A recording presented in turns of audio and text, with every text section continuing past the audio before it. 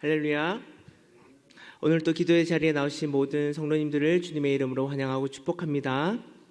오늘은 인간 이해를 초월하는 놀라운 사랑이라는 제목으로 하나님 말씀 함께 듣도록 하겠습니다. 성경은 다양한 문법을 사용하며 우리에게 말씀하실 때가 있습니다.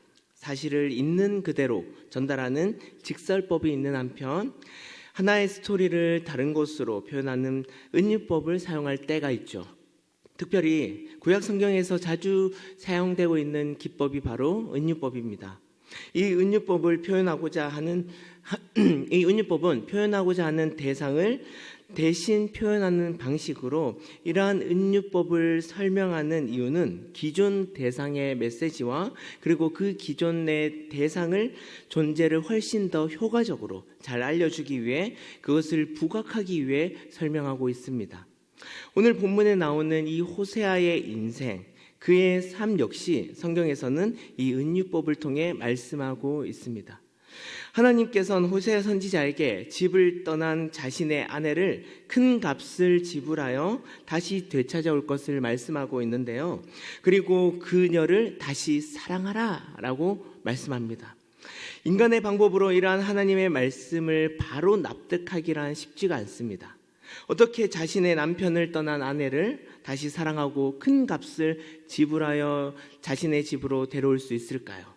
이러한 부분은 사랑의 관계를 떠나 사람과 사람과의 신뢰 관계가 깨뜨려졌기에 다시 붙이기가 결코 쉽지가 않다라는 것이죠.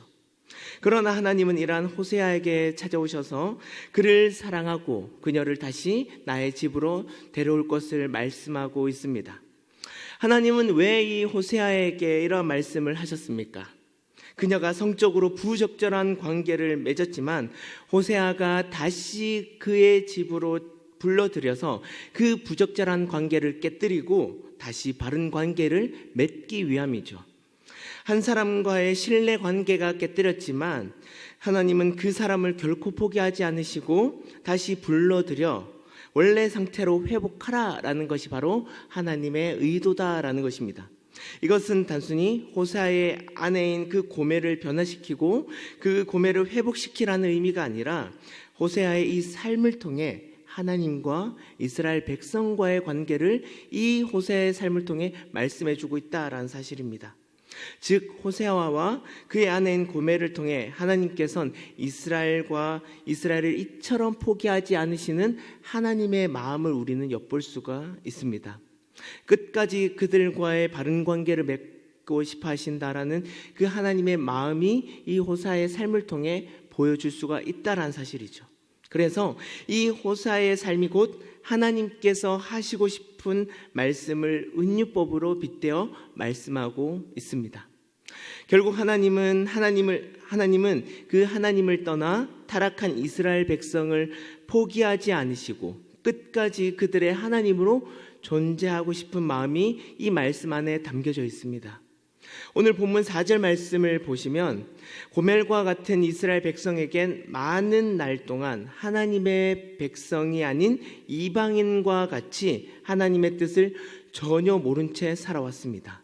뿐만 아니라 지도자도 없고 제사장도 없고 그리고 제사도 없다라는 것은 하나님과의 관계조차 끊어졌음을 시사하고 있죠.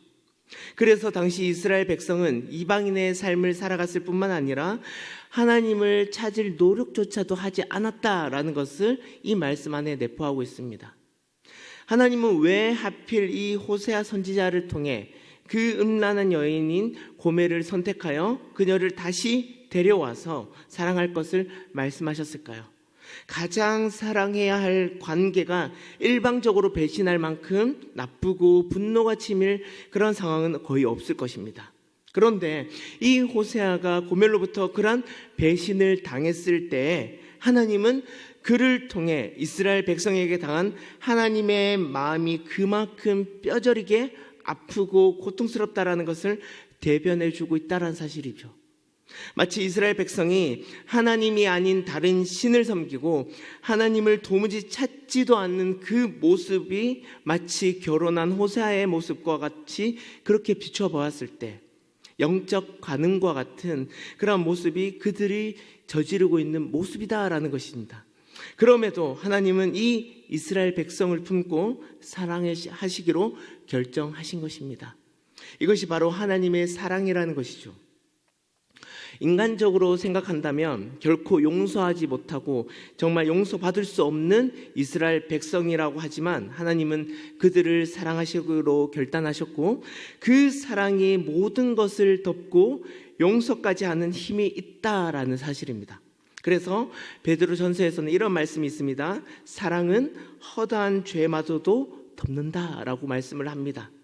결국 호세아를 통해 우리가 알 수 있는 사실은 하나님은 이스라엘 백성을 호세아가 고멜을 찾아 다시 그녀를 데려올 정도로 감당하지 못할 만큼 그 사랑에 대한 힘이 있다라는 것입니다.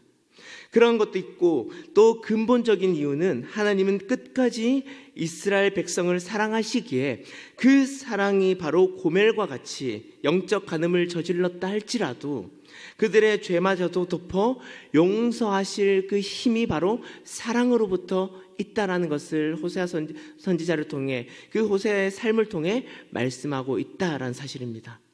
그렇기 때문에 오늘날 우리에게도 이러한 하나님의 사랑으로 말미암아 저와 여러분들이 그 은혜를 누리고 있는 줄 믿습니다. 우리의 업적이나 우리의 노력 때문이 아니라 온전히 하나님께서 이처럼 우리를 사랑하시기에 예수님의 완전하신 공로로 말미암아 우리가 평화를 누리고 나음을 받고 있다라는 사실이죠. 그만큼 하나님의 사랑이 위대하고 대단하다라는 사실을 다시 한번 우리가 기억하시며 우리 역시 이러한 하나님의 자녀다운 삶을 살기 위해 그분의 사랑을 잊지 않기를 바랍니다. 결국 이스라엘 백성은 왕도 없고 지도자도 없고 제사도 없이 하나님과의 관계가 끊어진 상태로 살아왔지만 그 위대하신 하나님의 사랑으로 말미암아 그 후엔 그들의 하나님의 여호와가 그들의 왕 다윗을 찾고 최종적으로 하나님을 경외하는 백성으로 살아가게 된다라는 사실이죠. 하나님은 반드시 우리를 하나님의 자녀다운 삶을 살아갈 수 있도록 빚어가실 줄 믿습니다.